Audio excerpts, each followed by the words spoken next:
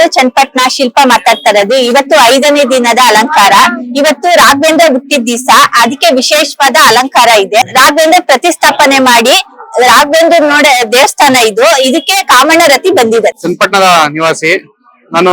ಈ ಕಾಮನ ಹಬ್ಬನ ಸುಮಾರು ಒಂದು 20-25 ವರ್ಷದಿಂದ ಬರ್ತಾ ಇದ್ದೀವಿ. ಕಾಮನ ಹಬ್ಬಕ್ಕೆ ಬಹಳ ಅಚ್ಚುಕಟ್ಟಾದಂತ ವ್ಯವಸ್ಥೆಯನ್ನ ಇಲ್ಲಿಯ ಪೇಟೆ ಬೀದಿಯ ನಿವಾಸಿಗಳು ತುಂಬಾ ಅಚ್ಚುಕಟ್ಟಾಗಿ ಮಾಡ್ತಾ ಇದ್ದಾರೆ. ಮತ್ತೆ ಇಲ್ಲಿ ವ್ಯಾಪಾರಸ್ಥರೆಲ್ಲ ಸೇರಿ ಮಾಡ್ತಾ ಇದ್ದಾರೆ.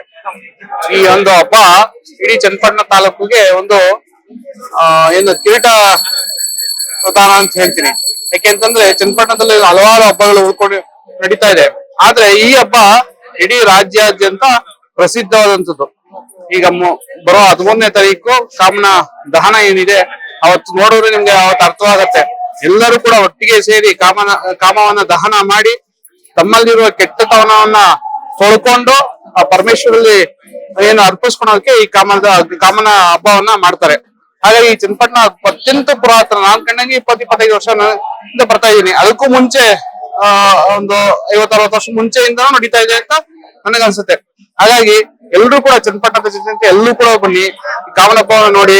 ದಿಸಕ್ಕೊಂದೊಂದರ ಅಲಂಕಾರ ಮಾಡ್ತಾರೆ. ಇವತ್ತು ಪೂಜ್ಯ ರಾಘವೇಂದ್ರ ಸ್ವಾಮಿಗಳ ಜನ್ಮದಿನ ಆಗಿರೋದ್ರಿಂದ ಅವರನ್ನು ಕೂಡ ಈ ಒಂದು ಅಲಂಕಾರದಲ್ಲಿ ಇಟ್ಟು ಅದನ್ನ ತೋರಿಸ್ತಾ ಇದಾರೆ. ಪ್ರತಿ ದಿವಸ ಒಂದೊಂದ್ ದಿವಸ ಒಂದು ಕಾರ್ಯಕ್ರಮ ಒಂದೊಂದು ಅಲಂಕಾರವನ್ನು ಮಾಡ್ತಾರೆ. ಒಂದ್ ದಿವಸ ಬೈಕಲ್ಲಿ ಕುಣಿಸ್ತಾರೆ, ಎನ್ಫೀಲ್ಡ್ ಅಲ್ಲಿ, ಒಂದ್ ದಿವಸ ಕಾರಲ್ಲಿ ಕುಣಿಸ್ತಾರೆ. ಈ ತರ ಅದರದ್ದೇ ಆದಂತ ಅಲಂಕಾರವನ್ನ ಮಾಡ್ತಾ ಇರ್ತಾರೆ. ಎಲ್ರಿಗೂ ಕೂಡ ಒಂದು ಕುತೂಹಲ ಇರುತ್ತೆ, ಇವತ್ತಿನ ಏನ್ ಅಲಂಕಾರ ಇರುತ್ತೆ. ಆ ಕುತೂಹಲ ನೋಡೋಕ್ಕಾಗಿ ನಾವು ಬರ್ತಾ ಇದೀವಿ. ದಯವಿಟ್ಟು ಚನ್ನಪಟ್ಟಣ ಜನತೆಲ್ಲ ಬನ್ನಿ, ಇದನ್ನ ನೋಡಿ ಆನಂದಿಸಿ. ಎಲ್ಲರಿಗೂ ನಮ್ಮ ಸಂಪ್ರದಾಯ, ನಮ್ಮ ಏನು ಸಂಸ್ಕೃತಿ ಏನಿದೆ ಅದನ್ನ ಮುಂದುವರಿಸುವಂತ ಅವಕಾಶವನ್ನ ನೀವೆಲ್ಲರೂ ಕೂಡ ಮುಂದುವರಿಸಬೇಕಾಗಿ ಈ ಮೂಲಕ ತಿಳಿಸ್ತಾ ಇದ್ದೀವಿ.